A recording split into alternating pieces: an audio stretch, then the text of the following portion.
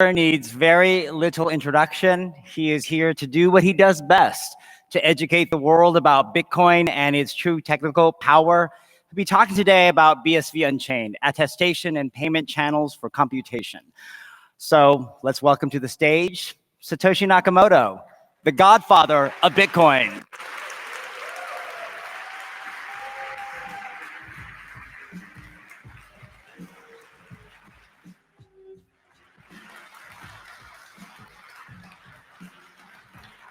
Thank you. So I'm going to talk about a number of things we're inventing, things that will make legal use of Bitcoin better.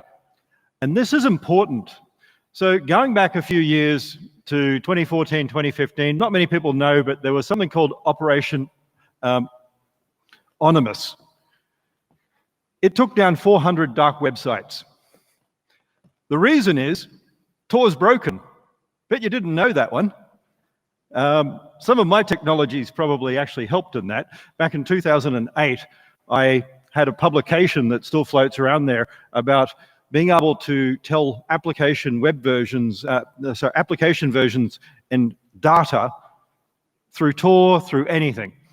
I could basically pick machines using machine learning in 2008 based on DNS queries, ping, other little bits of information, and machine learning and random forest processes allow us to pinpoint your machine through 6-7 layers of Tor.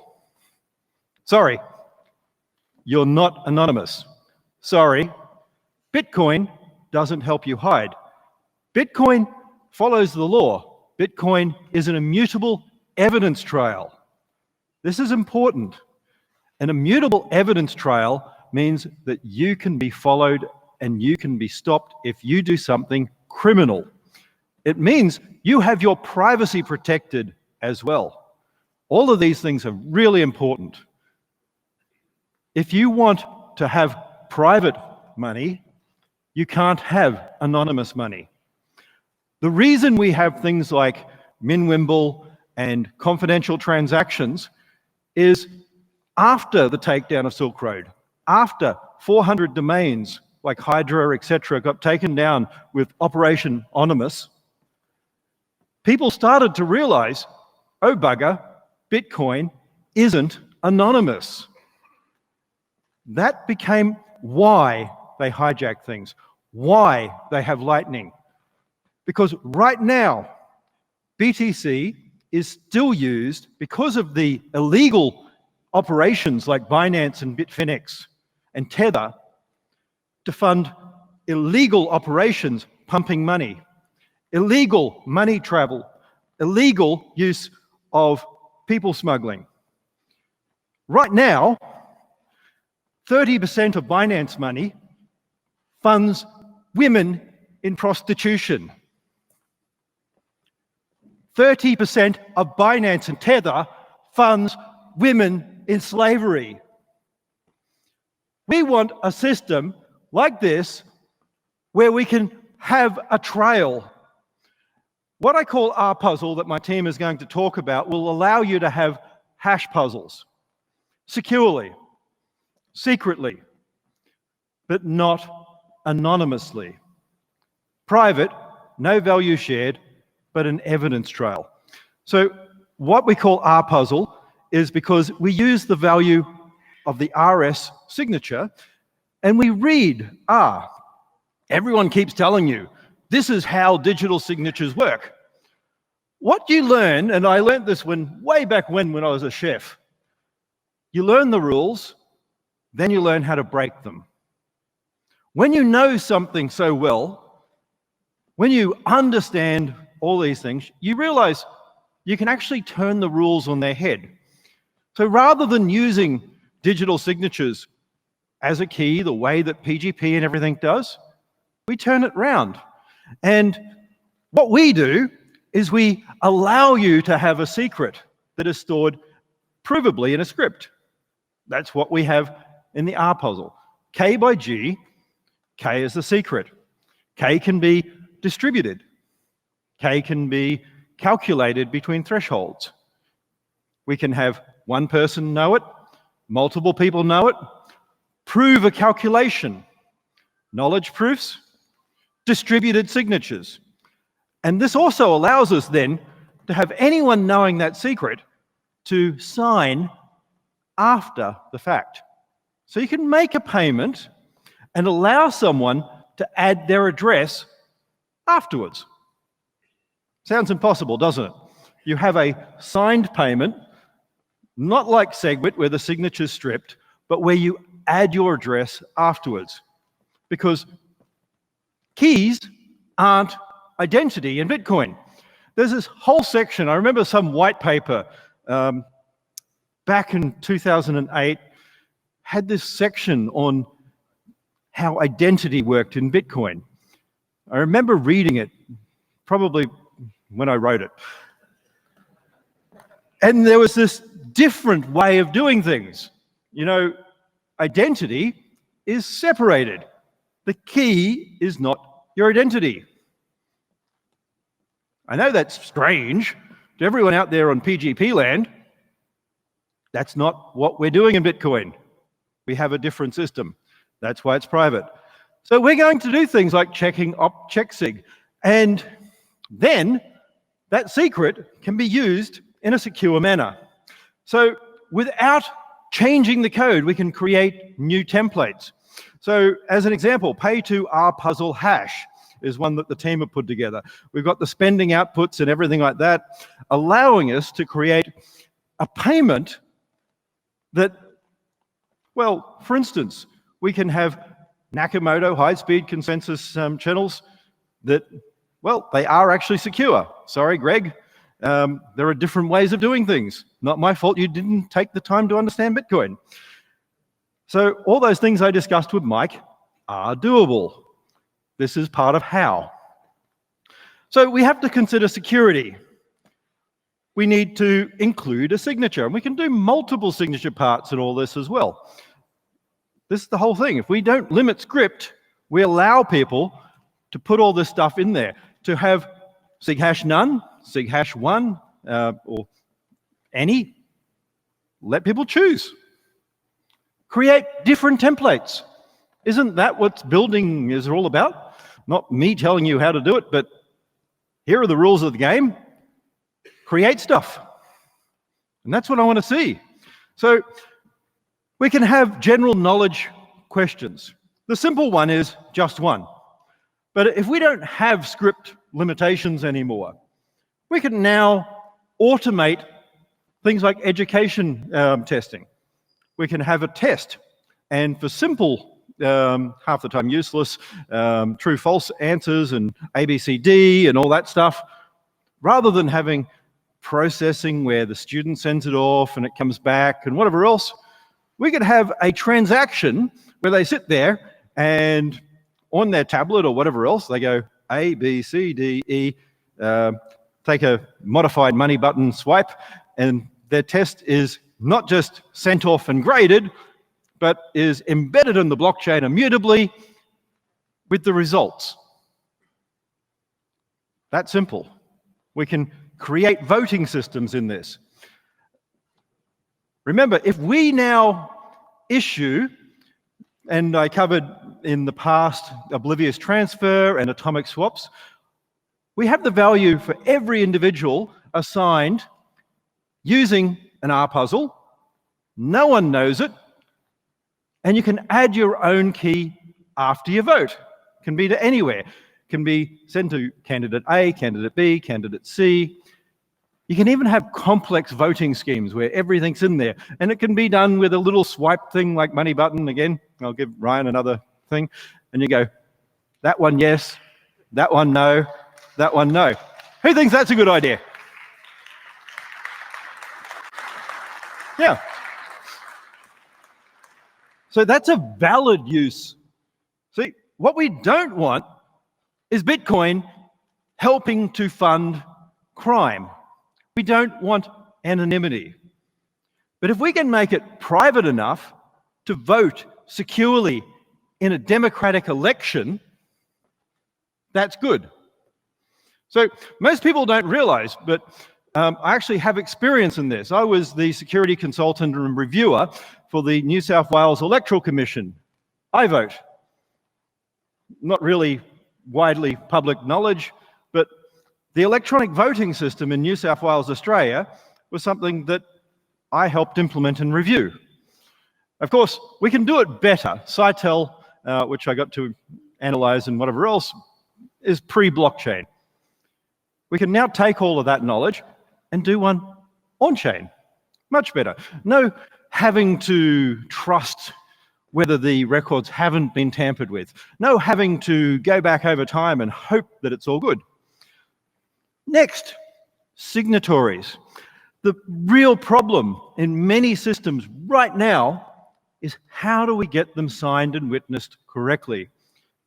Electronic documents are legal, but the process needs to be followed. If you're going to be a witness, can you sign before the signatory? No. So if you've got a 2 of 2 thing and you're going one person's a witness, how do you prove it? That's important. If you go to a court and someone says, well, I signed as a witness before the person, I made a mistake, it's no longer a valid contract. Your house hasn't been sold. That's actually been through court, so it has to be reversed. So we want a system that works in law with people and follows these things that have been tested over time.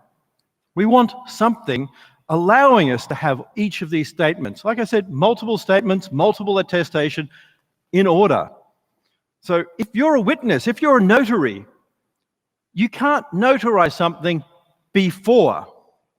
Time is recorded in Bitcoin. That means we can have a proper land register where sales are notarized. But code is law is for stupid children. Everyone say that. Code is law is for stupid children. Okay? The reason is important. People have problems that they need to overcome.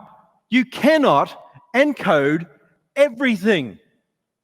This Silicon Valley bullshit mentality that led to people being raped in the back of Ubers as the CEO who got kicked out abused people is wrong. We need a society that has people who are accountable for their actions, who when something goes wrong can answer, that isn't set so that you can never change a contract. Contracts are flexible for a reason. What happens if you break your leg and can't finish a job? Right now, you can go to a bank and negotiate saying, I'm sick, I'm ill, I need more time. Can you help me? You can't do that where code is law. Bitcoin lets you. 2 of 3 means you can have an arbitrator. You can set your banking contract such that I have gotten cancer, please, can I have extra time? That's valid. In my 20s, I had cancer. I had loans. I had to beg people to extend them, not to bankrupt me. I don't like code is law. I paid back everything with interest because those people trusted me. Bitcoin does not remove that. It enables it. It is not an anti-person system. This is how we do things. We can now do all the checks in script. So my team have been filing patents on all of this, including things like checking signatures in script, different types. So with existing script format, the original one I created in 2009, you can do checking of ECDSA signatures. The way you do it is you cheat. You require an outside calculation that you test to be correct. So the script doesn't need to do everything. It needs a knowledge proof. One where you put that in the script, and if someone lies, it fails. You don't need to do all of the calculation. ECDSA is very complex. You just need to prove someone did the calculation. Then you can additively add signatures, like you do with Schnorr. But you don't need to put it all in script. You can take an external system and prove that the only answer is the correct one. Then, who cares where it's calculated? Do you need every miner calculating everything? No. You need to know it's the right answer. So the MetaNet changes everything.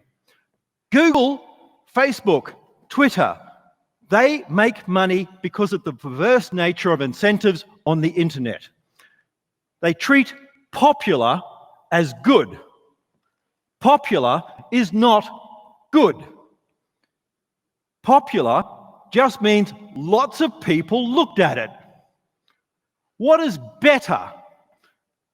Is the Wall Street Journal a better source of news or Kim Kardashian's Facebook stream?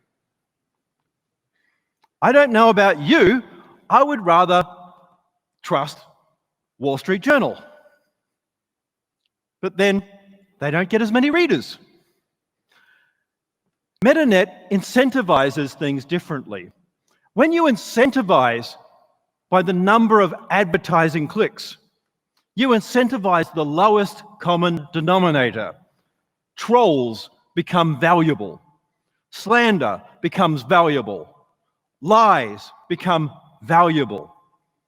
Insults, flame wars, all of these become valuable because they have more advertising revenue.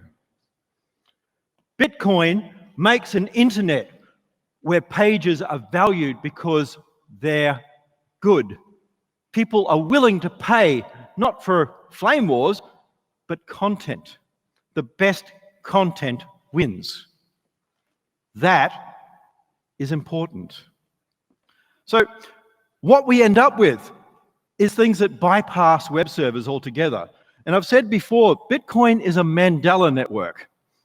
This is a specialized form that very few people seem to know about yet, of a small world network where there are layered network structures. The miners act to validate. The peer-to-peer part of the network is peers. I know that's a really complex scenario, like people actually handing money to each other, people interacting with each other. Because, I mean, strange concept, peer-to-peer networks with peers.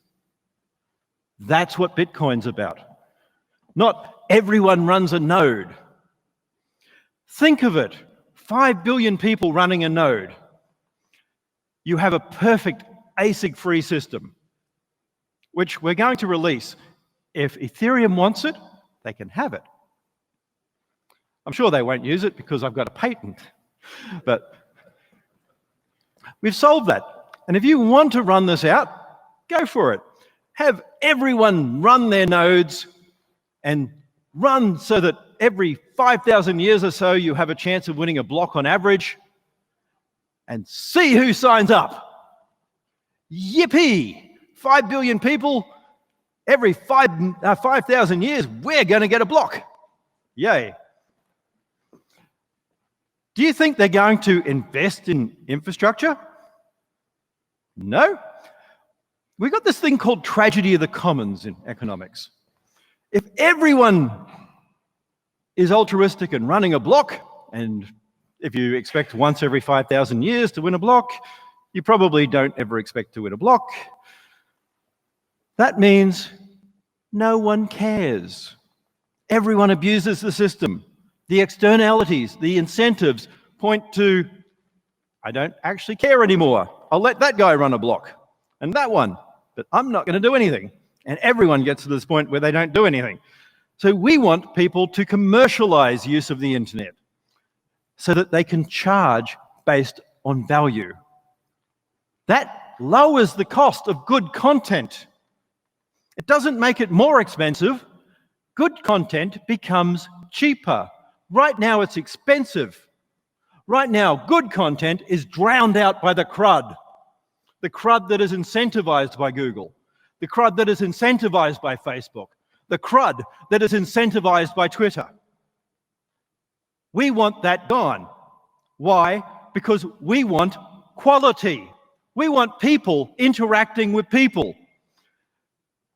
This concept of machines being able to buy themselves.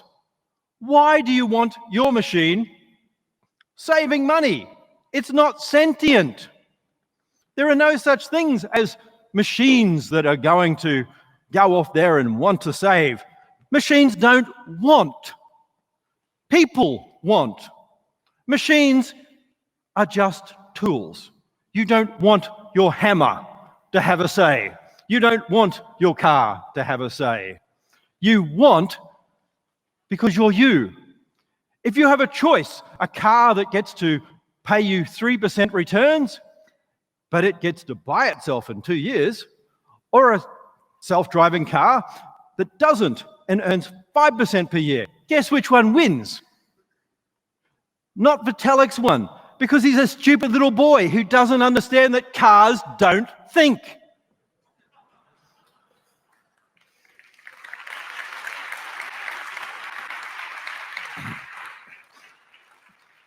So, timed access is important.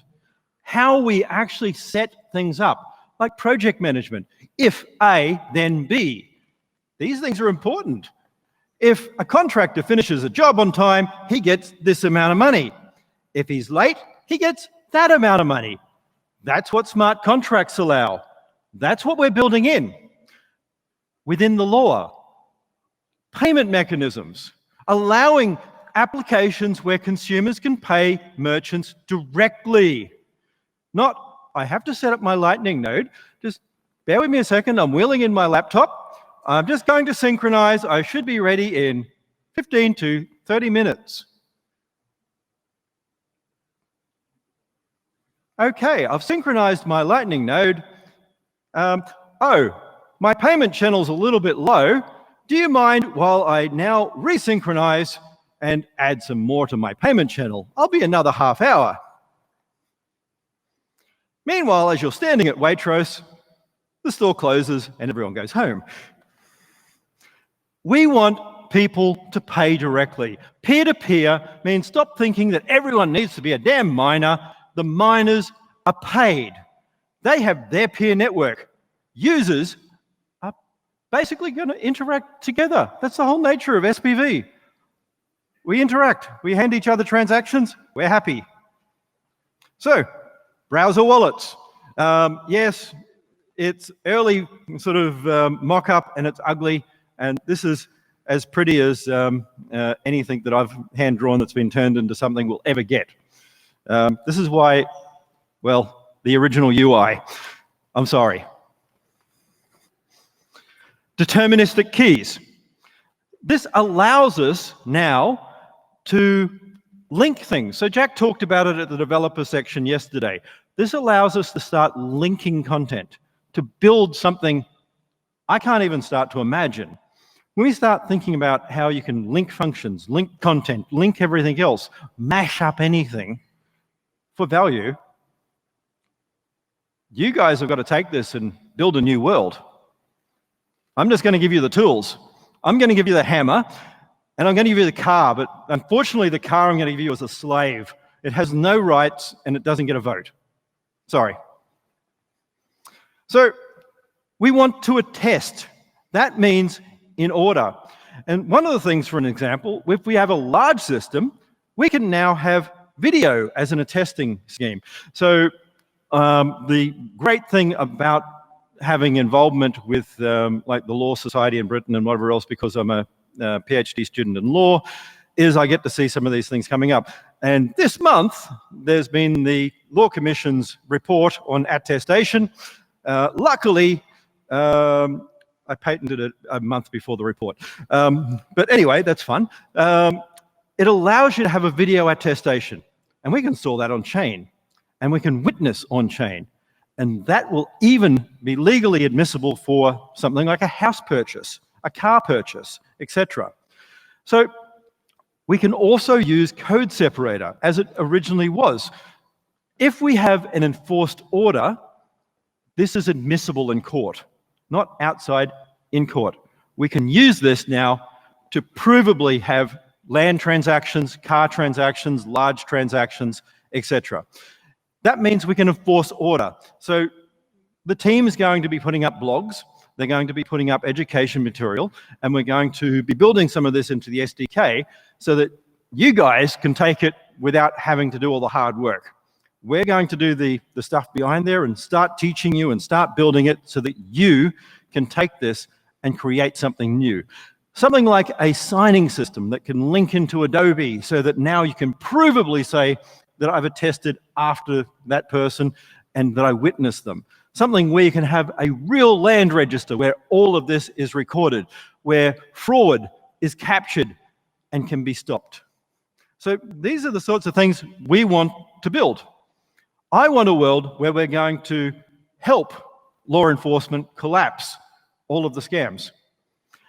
And as we find things like BTC and whatever else fighting to be more criminal friendly, I'm going to hand law enforcement the tools to make them obsolete. Thank you.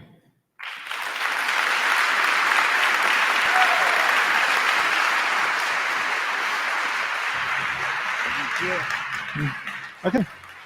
The godfather of Bitcoin.